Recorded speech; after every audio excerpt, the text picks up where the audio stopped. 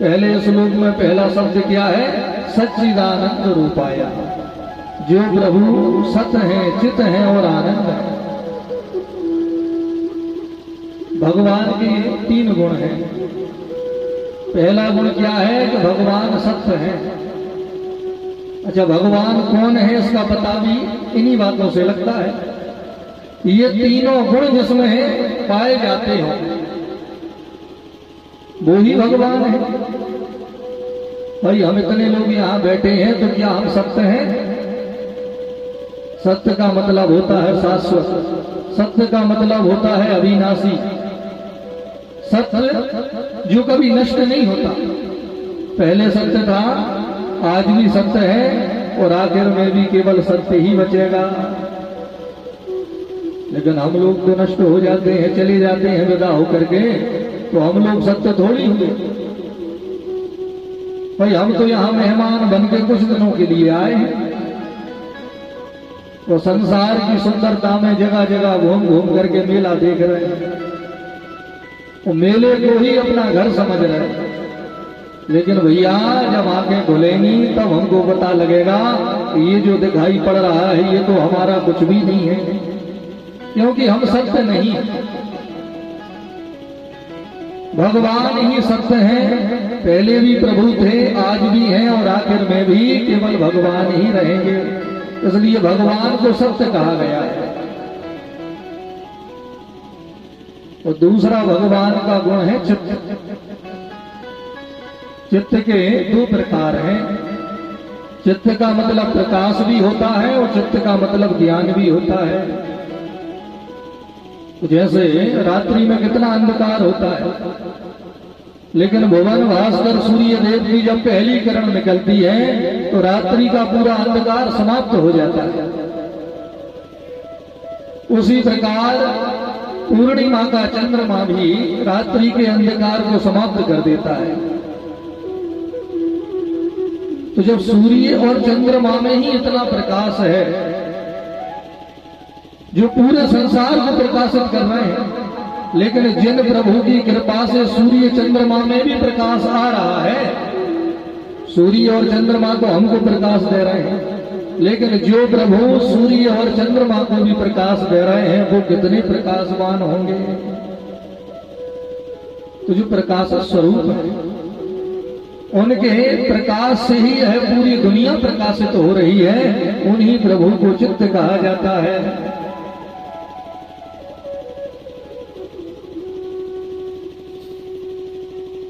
हमारे प्रभु चैतन्य हैं, जड़ नहीं है। भाई हम लोग भगवान के भक्त हैं तो हम भगवान को जड़ थोड़ी मानते हैं। हम लोगों का ये भाव होता है कि जैसे हमको भूख लगती है तो हमारे भगवान को भी लगती होगी। हालांकि सबका पेट वो ही भर रहे हैं, लेकिन फिर भी हम लोग भगवान को भोग लगाते हैं कि नहीं लगाते हैं।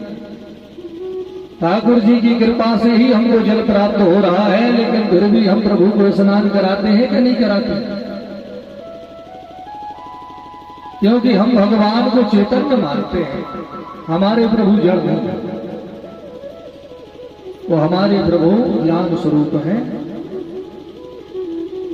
तो तीसरा भगवान का एक नाम है आनंद।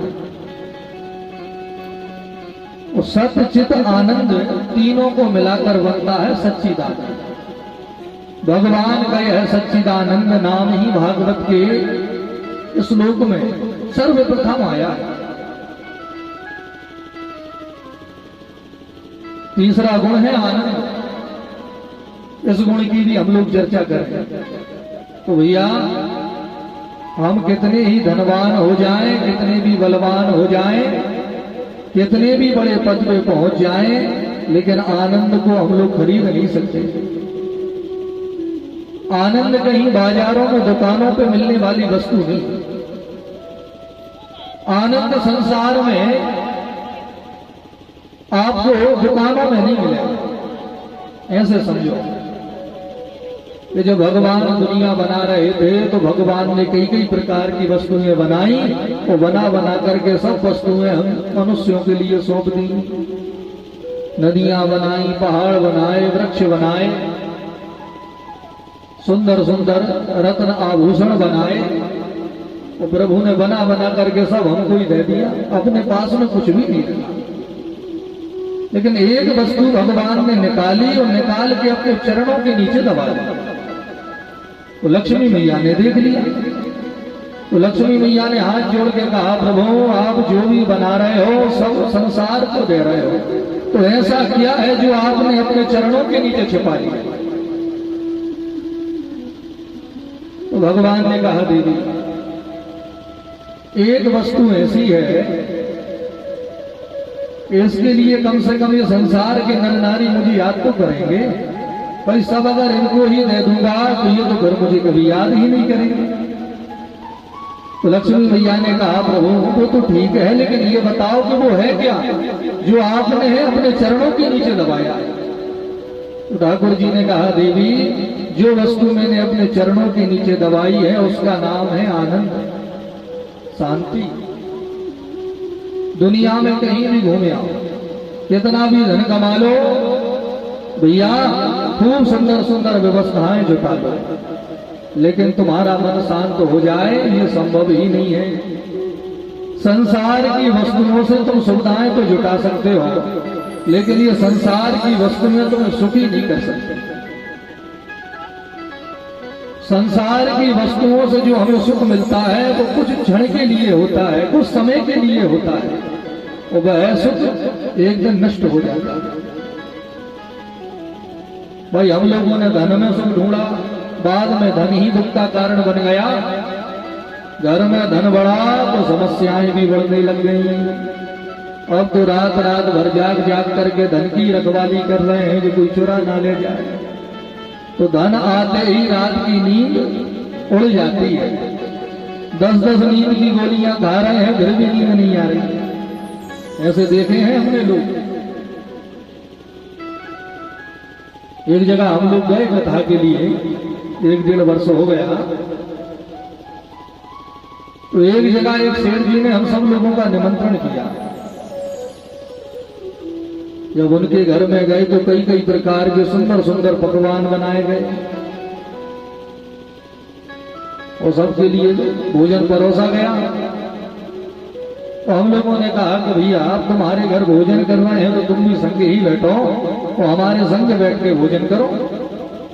तो उन्होंने हाथ जोड़ के कहा, महाराज अब ये भोजन हमारे लायक नहीं।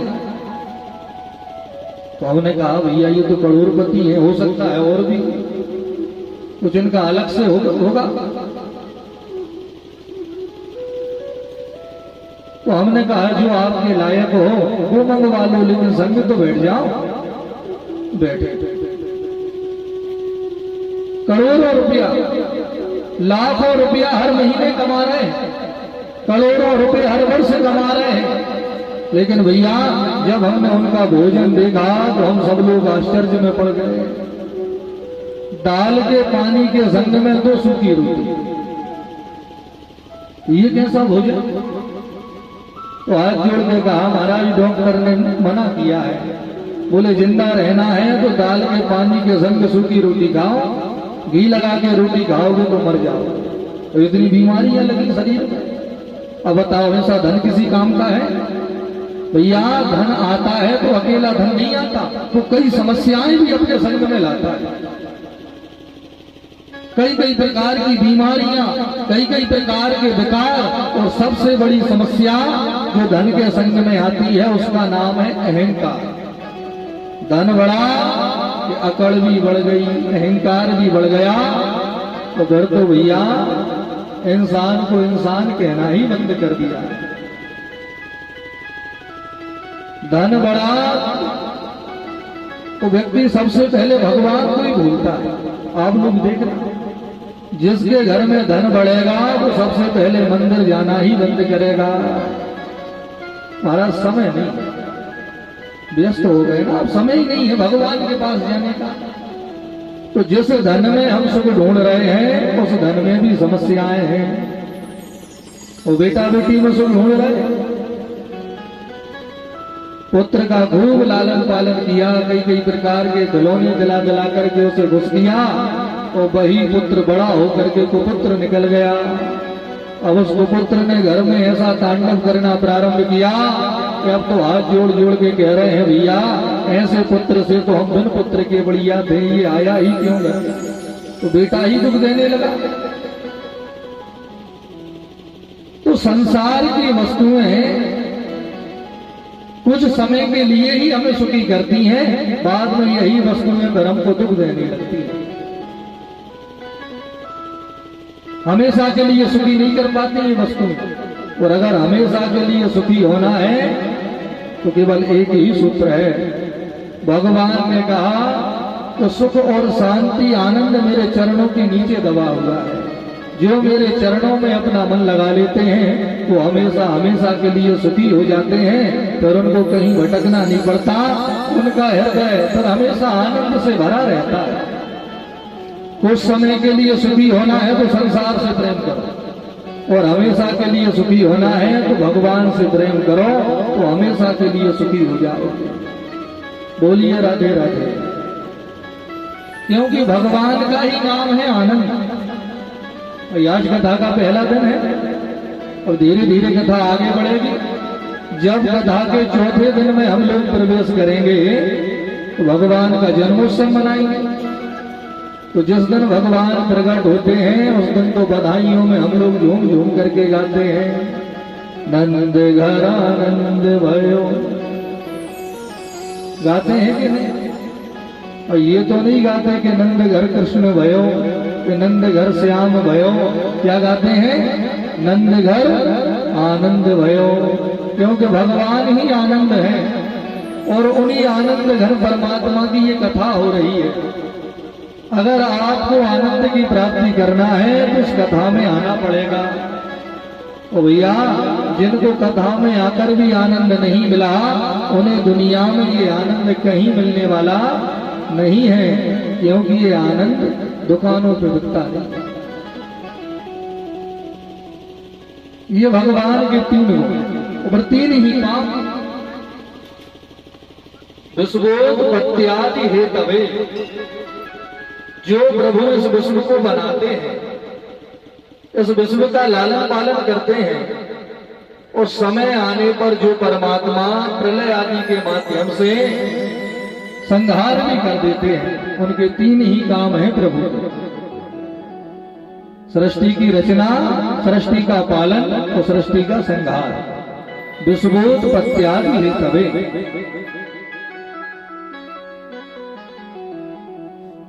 चलो भैया मान लिया, अगर उन सच्चिदानंद प्रभु में हम अपना मन लगाएं, उन सच्चिदानंद प्रभु के गीत हम लोग गाएं, उन सच्चिदानंद प्रभु का नाम हम लोग जपें, तो हमें प्राप्त क्या होगा?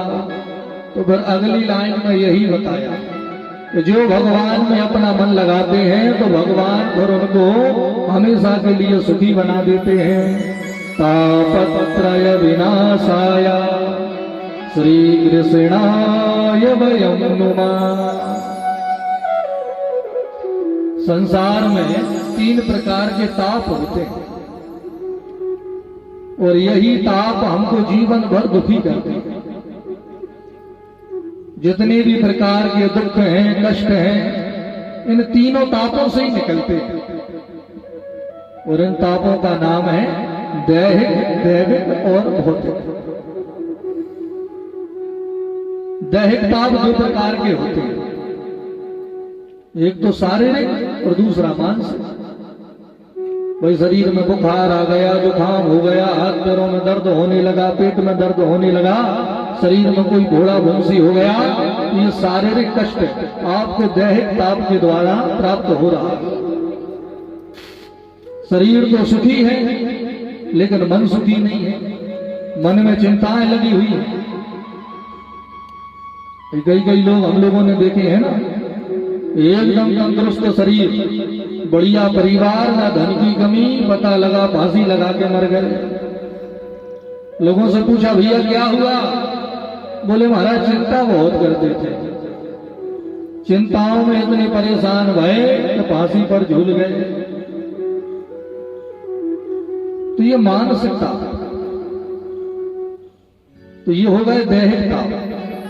दूसरे होते हैं दैविकता, जब देवताओं की आराधना करना हम लोग बंद कर देते हैं, देवताओं को भूल जाते हैं, तो देवता पर दैविक तापों के माध्यम से हमको परेशान कर देते हैं। कभी अतिवृष्टि हो जाएगी, कभी अनावृष्टि हो जाएगी, भूकंप आ जाएगा, बिजली गिर जाएगी। दैविक ताप, भौतिक ताप जो हमको भौतिक जीवों से प्राप्त होते हैं, सांप ने काट लिया, बिच्छू ने डंक मार दिया, कोई जंगली हिंसक जानवर हमारे घर में घुस गया, तो भौतिक ताप हो गए। और यही 3 प्रकार के ताप हम सब लोगों को परेशान कर रहे हैं, और इन्हीं में परेशान हो करके हम लोग दिन रात दुखी हो रहे हैं। जगह जगह जाकर के हमने इन तापों का इलाज कराया, लेकिन इलाज नहीं हो पाया, पूरा जीवन निकल गया, लेकिन इन तापों के ताप को हम शांत नहीं कर पाए। भैया, ये जो 3 प्रकार के ताप है ना, इनका इलाज कोई डॉक्टर नहीं कर सकता।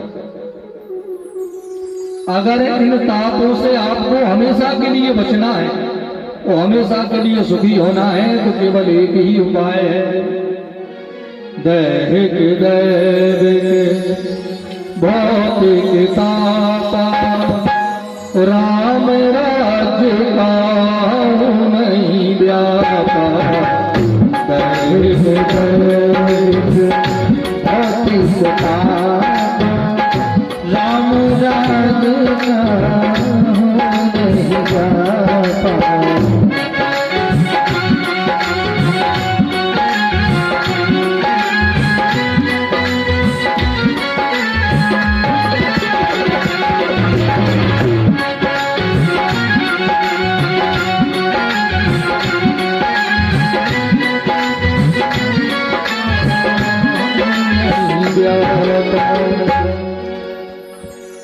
संसार में घूम घूम करके इलाज कराओ तो इन तापों का इलाज होने वाला नहीं है। लेकिन जो राम जी की शरण में गए, ये 3 प्रकार के ताप फिर हमेशा हमेशा के लिए शांत हो गए। कोई तन दुखी, कोई मन दुखी, कोई धन बिन रहते उदास, तो थोड़े थोड़े सब दुखी, सो सुखी राम के दास। राम के दास कभी नहीं होते उदास। भाई, हम लोग बड़े बड़े महल बना बना करके, मोटे मोटे बिस्तर लगा लगा करके अपने घरों में आराम कर रहे हैं, तो फिर भी रो रहे हैं। वो संत महात्मा जंगलों में पड़े, घास फूस की झोपड़ी बना करके रह रहे हैं, 20-20 किलोमीटर तक कोई गांव नहीं है, और फिर भी बाबा जी मस्त हैं। क्यों? क्योंकि हम लोग संसार के दास हैं और महात्मा जी राम के दास हैं। राम के दास जहां रहेंगे वहीं मस्ती में रहेंगे। तो तुम्हें भी आनंद में रहना है, सुख में रहना है भैया, तो संसार के दास ना बनो, राम जी के दास बन जाओ, प्रभु में अपना मन लगाओ, तो कोई भी ताप आपको कभी परेशान नहीं कर सकता। बोलिए राधे राधे। तापत्रय विनाशाया श्री कृष्णाय वयम नमः। ऐसे भगवान श्री कृष्ण कि जिनकी शरण ग्रहण करते ही सभी प्रकार के तापों का विनाश हो जाता है। हम सब लोग अपने मन को भगवान श्री कृष्ण के पावन चरणों में लगाएं और इन सभी तापों को दूर भगाएं। बोले राधा माधव सरकार की जय हो। जो पेड़ हमने लगाए पहले, जो पेड़ हमने लगाए पहले, उसी का फल हम अब पा रहे हैं। रचा है सृष्टि को जिस प्रभु ने, वही ये सृष्टि चला रहे हैं। है सृष्टि को जिस प्रभु ने, वही ये सृष्टि चला रहे हैं।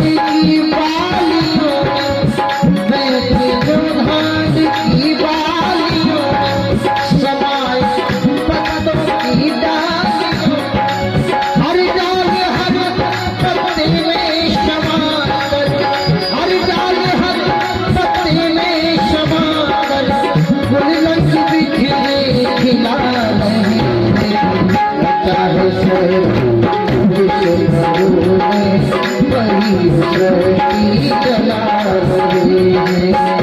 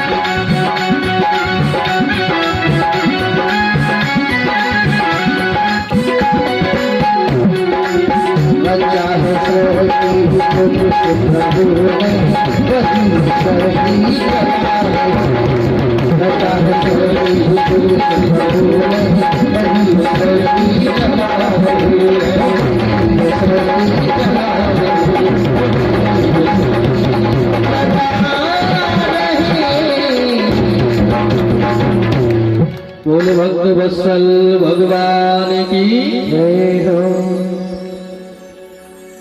जैसे हम सब लोग यहाँ कथा सुनने के लिए इकट्ठे हुए हैं, ऐसे ही आज से हजारों वर्ष पहले नैमी सारण्य की पावन दिव्य भूमि पर 88,000 संत महात्मा विराजे, जिनको हम लोग कहते हैं सोनकादिक ऋषि। सबके सब महात्माओं ने 1000 वर्ष तक केवल भगवान की कथा सुनने का ही संकल्प लिया है। 1000 वर्ष। हम लोग तो जीवन में 2-4 बार भी भागवत सुन लें तो बहुत बड़े ज्ञानी बन जाते हैं। अरे हमने तो इतनी बार कथा सुनी है, हमको तो सब आता है, ये हमको क्या कथा सुनाएंगे। और यहाँ ये महात्मा भैया, इनकी 10-10 हजार वर्ष की उम्र है। वो 10-10 हजार वर्ष के ये महात्मा केवल भगवान की कथा ही सुनते हैं, वो कथा ही सुनाते हैं, लेकिन फिर भी इनका मन कभी कथा से अघाता नहीं है। वास्तव में जो कथा के रसिक होते हैं वह भगवान की कथा में ऐसे आनंद से झूम जाते हैं कि जहां जहां कथा होती है बिन बुलाए दौड़ पड़ते हैं। और जो ये कहें कि हमने तो इतनी बार कथा सुन ली और हम तो कथा सुन सुन के आघा गए, तो समझना भैया इन्होंने कथा के अभी एक शब्द को भी समझा नहीं है, एक शब्द नहीं समझा कथा का। और एक बात हम आपसे कहें, अगर कथा से कुछ पाना है तो आप कितने भी बड़े ज्ञानी हो और आपने अपने जीवन में कितनी भी बार कथा सुनी हो, लेकिन जब भी कथा सुनने आओ तो अज्ञ बन करके आओ, अज्ञानी बन करके आओ। ज्ञानी बन करके आओगे तो कथा सुनाने वालों की नाप तोल ज्यादा करोगे और कथा कम सुनोगे। भाई कोई बर्तन खाली हो तो उसे भरा जाए, अब जो पहले से ही भरा भराया बैठा हो उसे कैसे भरा जाए। तो यहाँ अगर खाली होकर के आओगे तो कुछ ना कुछ लेकर के जाओगे। वो घर से ही अगर भरे भराए आओगे भैया तो यहाँ से कुछ भी प्राप्त होने वाला नहीं है। इसलिए कथा में हमेशा अज्ञ बन करके बैठो। इतने बड़े बड़े विद्वान ये महात्मा और 20 वर्ष के सूत जी महाराज, हजारों वर्ष की उम्र वाले महात्मा और 20 वर्ष के सूत जी महाराज इन महात्माओं को कथा सुना रहे हैं। वो सबके सब महात्मा हाथ जोड़ के बड़ी श्रद्धा से कथा सुन रहे हैं। बताओ। अच्छा, एक बात तो आपने सुनी होगी कि जहां जहां भगवान की कथा होती है वहां हनुमान जी भी कथा सुनने आते हैं। अब इस दुनिया में कोई ऐसा है ज्ञानी जो हनुमान जी को कथा सुना सके? भाई ऐसी कौन सी कथा है जो हनुमान जी को ना आती? लेकिन फिर भी भैया जहां राम जी के नाम के जयकारे लगते हैं वहां तो दौड़ पड़ते हैं हनुमान जी महाराज। तो हनुमान जी से गुण हमें सीखना चाहिए कि हम भले ही कितने भी बड़े ज्ञानी हों, लेकिन जहां हमारे प्रभु की चर्चा हो रही है वहां तो अज्ञ बन के श्रद्धा के साथ में विराजे। ज्ञानी नाम अग्रगण्य, लेकिन उसके बाद भी भगवान की कथा को बड़ी श्रद्धा से श्रवण करते हैं श्री हनुमान जी महाराज। तो यही भाव अपने मन में रख करके ये सोनकादिक महात्मा इन्होंने विचार किया कि ऐसी कौन सी भूमि है जहां हमारा मन स्थिर रहे, यहां वहां ना भटके और हमारा ये 1000 वर्ष का संकल्प पूरा हो जाए। तो ब्रह्मा जी के पास में गए तो ब्रह्मा जी ने एक चक्र फेंका।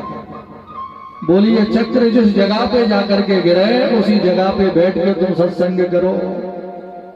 तो ब्रह्मा जी का फेंका हुआ वह चक्र नैमिषारण्य की भूमि पर आकर के गिरा, इसलिए नैमिषारण्य को चक्र तीर्थ भी कहते हैं।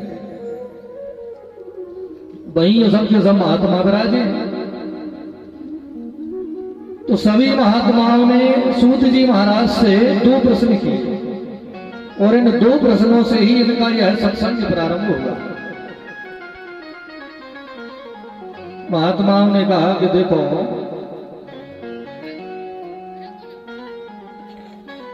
अब कलयुग आ रहा है, तो कलयुगी मनुष्य के पास में अब समय नहीं होगा कि वो तपस्या कर सके, यज्ञ कर सके, पूजा पाठ कर सके। तो यह कलयुग का मनुष्य भगवान की प्राप्ति कैसे कर पाएगा? भाई कलयुग में हमारा मन विकारों से भर जाएगा, मन की शुद्धता खत्म हो जाएगी, ना आहार की शुद्धि, ना व्यवहार की शुद्धि, ना वातावरण की शुद्धि, ना रहन सहन की शुद्धि। जब सब शुद्धियां समाप्त हो जाएंगी तो कलयुग का मनुष्य भगवान को कैसे पाएगा?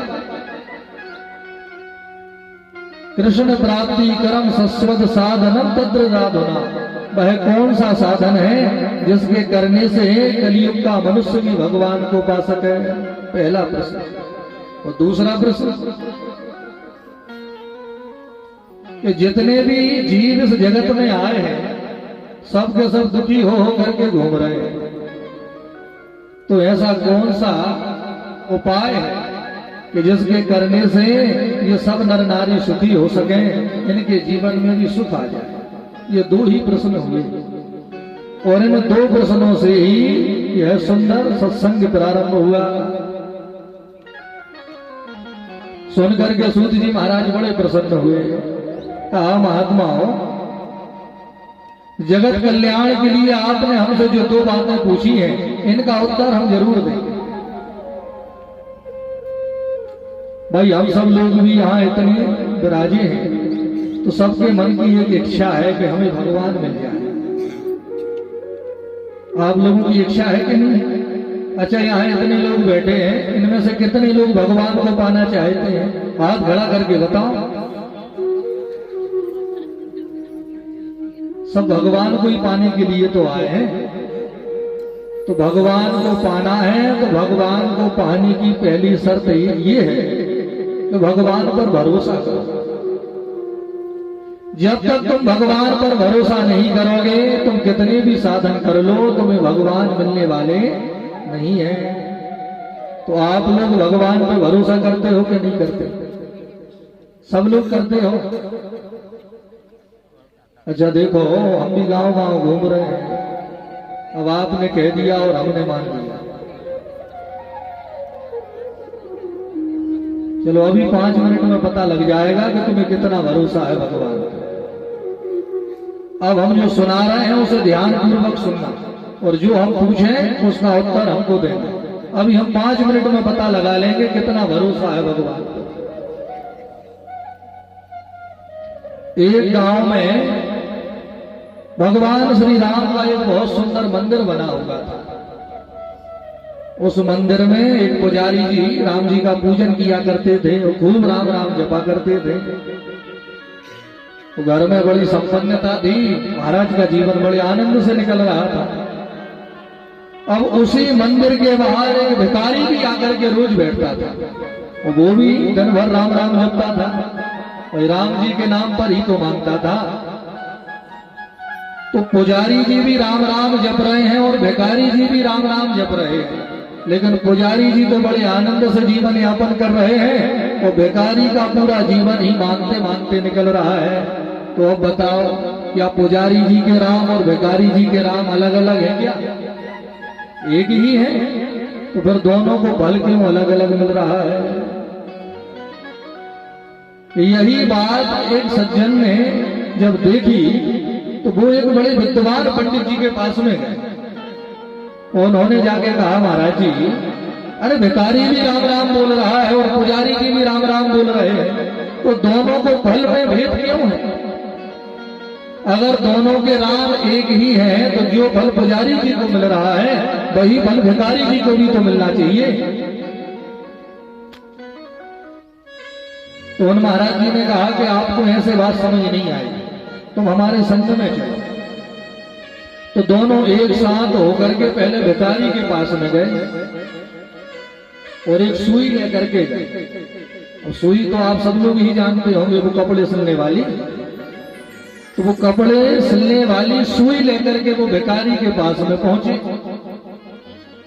वो भिखारी को सुई का छेद दिखाते हुए कहा, भैया ये छेद देख रहा है, आज इस सुई के छेद में से हमने हाथी घोड़ा निकलते हुए देखे।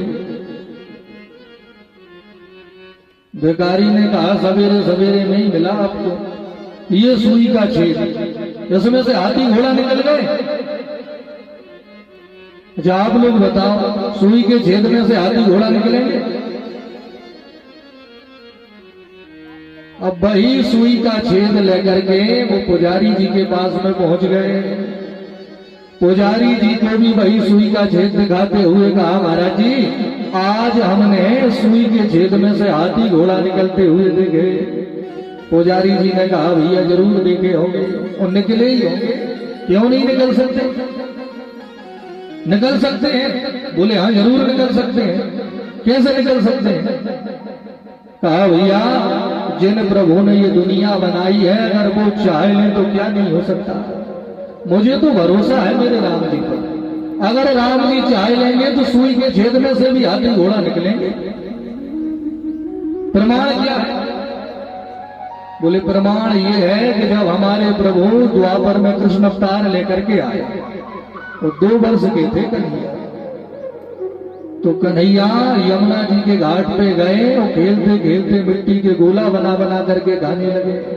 तो मधुमंगल ने देख लिया। मधुमंगल दौड़ा दौड़ा यशोदा मैया के पास में, मैया तेरे कन्हैया ने मिट्टी खाई। तो मैया दौड़ी दौड़ी आई, देवरे लाला तेने माटी खाई? तो भगवान ने तो सौगंध खा के कहा, मैया हमने तो मिट्टी को हाथ भी न लगाया। ऐसे नहीं मानेंगे लाला, मुंह खोल के दिखाओ। तो भगवान ने अपना मुंह खोल के दिखाया। 2 वर्ष के कन्हैया जरा सा प्रभु का मुंह, इतने छोटे से मुंह को जब कन्हैया ने खोला तो मैया को क्या दिखाई पड़ा? अनंत ब्रह्मांड, समुद्र, नदियां, पहाड़, वृक्ष, सरोवर। जब इतने से मुंह में अनंत ब्रह्मांड समा सकते हैं, ये पूरा संसार समा सकता है, तो क्या सुई के छेद में से हाथी घोड़ा नहीं निकल सकते? अब बताओ, निकल सकते हैं कि नहीं निकल सकते? हाँ, इतना ही भरोसा है तो भाई। आपको लगता है कि जो काम हम नहीं कर सकते वो भगवान भी नहीं कर सकते। अगर तुम्हें भगवान पर भरोसा होता तो भैया जिन प्रभु ने ये दुनिया बनाई है, क्या उनके लिए कोई कार्य असंभव है? अरे जब वो इतने से मुंह में हजारों ब्रह्मांड भर सकते हैं, तो क्या सुई के छेद में से हाथी घोड़ा नहीं निकल सकते? बस हम हाथ खड़े कर देते हैं, हमें तो खूब भरोसा है। लेकिन अगर सच्ची में पता लगाया जाए तो इनमें से किसी को भी भगवान पर बिल्कुल भरोसा नहीं है। क्योंकि जिसे भगवान पर भरोसा हो जाता है वो हमेशा हमेशा के लिए चिंताओं से मुक्त हो जाता है। चिंता वही करता है जिसे भगवान पर भरोसा नहीं है। और जिसे भगवान पर भरोसा है, जीवन में चाहे सुख आए चाहे दुख आए, ना तो उसे सुख उसके पद को भ्रमित कर सकते और ना ही दुख उसे भयभीत कर सकते। भरोसा भगवान को पाना है तो भगवान को पाने की पहली शर्त ही यही है कि भगवान पर भरोसा। विश्वासो फलदायका। तुम अगर भगवान पर विश्वास करोगे तो ही तुम्हारे द्वारा किए हुए पूजन पाठ का तुम्हें फल प्राप्त होगा। और शंकर जी को खूब जल तो चढ़ा रहे हो, लेकिन शंकर जी पर भरोसा बिल्कुल नहीं है। एक लोटा जल और सभी समस्याओं का हल। अरे भैया, भगवान पर भरोसा करोगे तो समस्याएं आएंगी। ये समस्या आ ही इसलिए रही है कि तुम्हें भरोसा ही नहीं। बोलो राधे राधे।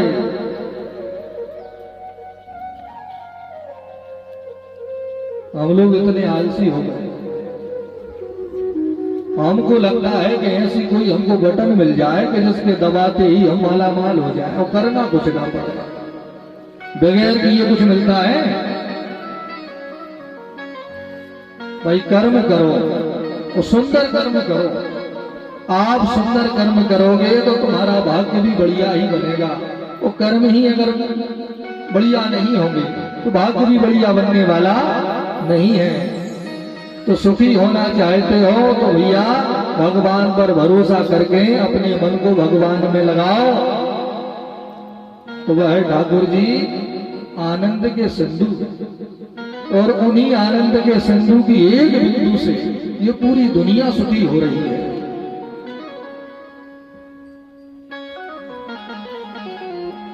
कृष्ण प्राप्ति कर्म सस्वद साधनम तत्र दाधना। भगवान को पाना है तो देखो जितना समय मिला है इसका सदुपयोग करो। ये समय को व्यर्थ मत गवाओ। हम लोग करते क्या है,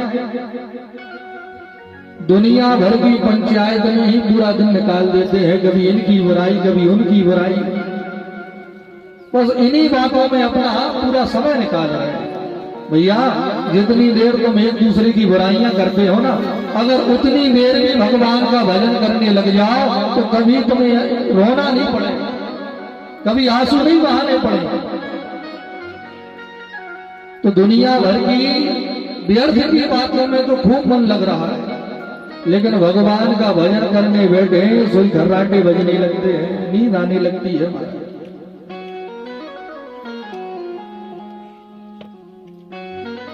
सुविधाएं घर में बढ़ रही हैं, लेकिन ये सुविधाएं हमको आलसी भी बनाती जा रही हैं।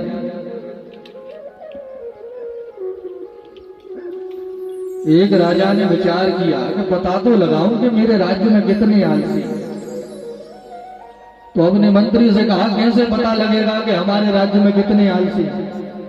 मंत्री ने कहा महाराज कौन सी बड़ी बात, एक बढ़िया सा घर बनवा दो और पूरे राज्य में ढंढोरा पिटवा दो कि जितने भी आलसी हों वो उस घर में आकर के रह सकते हैं। तो एक घास फूस की झोंपड़ी बनवा। राजा ने कहा पक्का घर तो कब तक बनेगा भाई, हमको तो तुरंत पता लगाना है।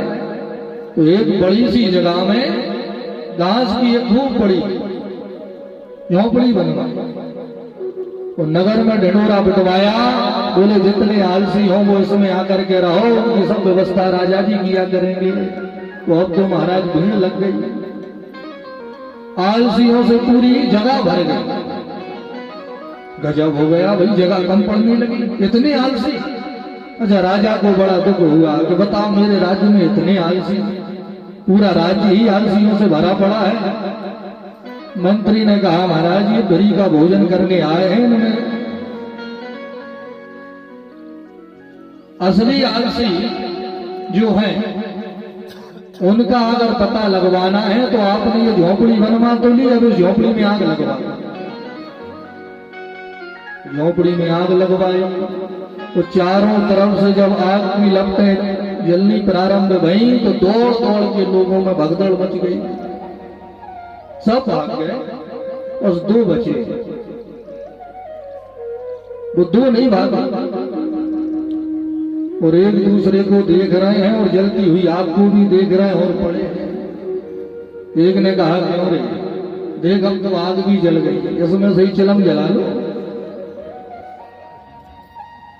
उसने कहा आग तो जल रही है, जलती जलती धीरे धीरे अपने पास में भी आ जाएगी तो उठें क्यों, जब पास में आएगी तो यहीं जला ले। मंत्री ने कहा महाराज बस ये दो ही आलसी हैं। तो ऐसे ही हम सबका स्वभाव, बस बैठे बैठे सब व्यवस्थाएं हो जाएं, उठने ना पड़े। भैया ये जीवन आपको कर्म करने मिला है, देखो बुरा ना मानना। अपना पेट तो जानवर भी भर लेते हैं।